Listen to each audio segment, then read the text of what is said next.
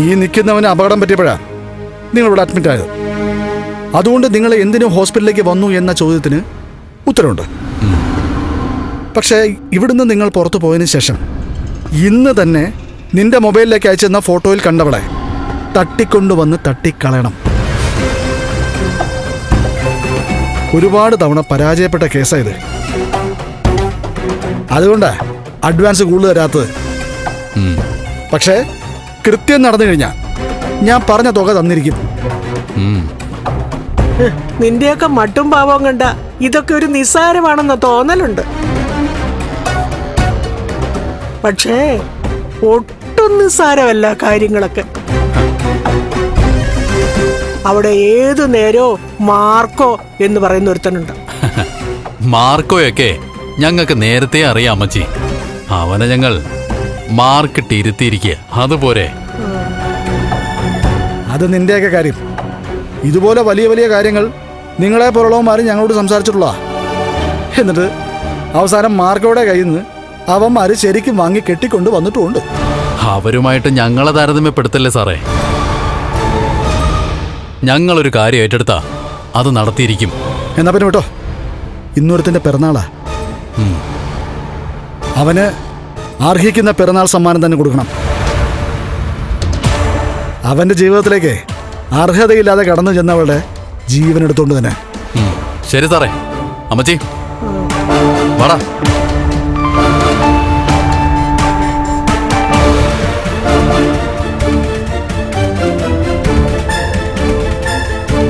എടാ പ്രതാപ, ഇവന്മാർക്ക് ഈ തടിയും പത്രാസും ഒക്കെ ഉള്ളൂ. പിന്നെ അത്യാവശ്യത്തിന് വാചകടിയും ഉണ്ട്. അവന്മാര് പോയിട്ട് വരട്ടമ്മേ, നമുക്ക് പ്രാർത്ഥനയോടെ കാത്തിരിക്കാം.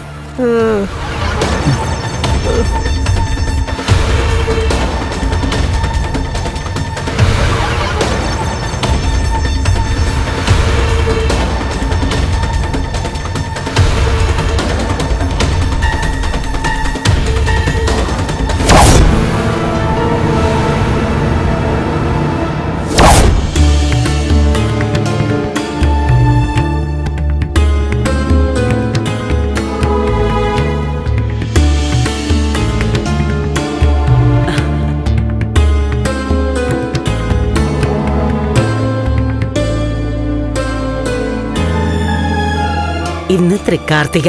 അതിരാവിലെ 5 മണിവരെയുണ്ട്. പ്രാർത്ഥന അതിന്റെ പാരമ്യത്തിലെത്തിയേ പറ്റൂ. എല്ലാം അറിയുന്നുണ്ടല്ലോ.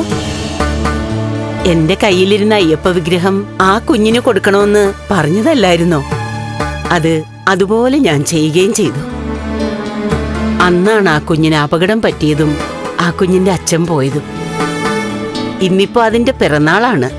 അന്നത്തെ അതേ ദിവസം. അന്ന് ആ കുഞ്ഞിനുണ്ടായ നഷ്ടം ഒരു കടമായി ബാക്കി നിൽക്കുക. അതിന്റെ അച്ഛനെ ഇനി തിരിച്ചു കൊടുക്കാൻ പറ്റില്ല. പക്ഷെ ആ കുഞ്ഞിന് നഷ്ടപ്പെട്ട കാലിന്റെ ചലനശേഷി അതിന്ന് കിട്ടിയേ തീരൂ. അവൻ നടന്ന് മല കയറി അങ്ങേ ദർശിക്കുന്നത് കാണാനുള്ള ആഗ്രഹം അങ്ങേക്കും ഇല്ലേ?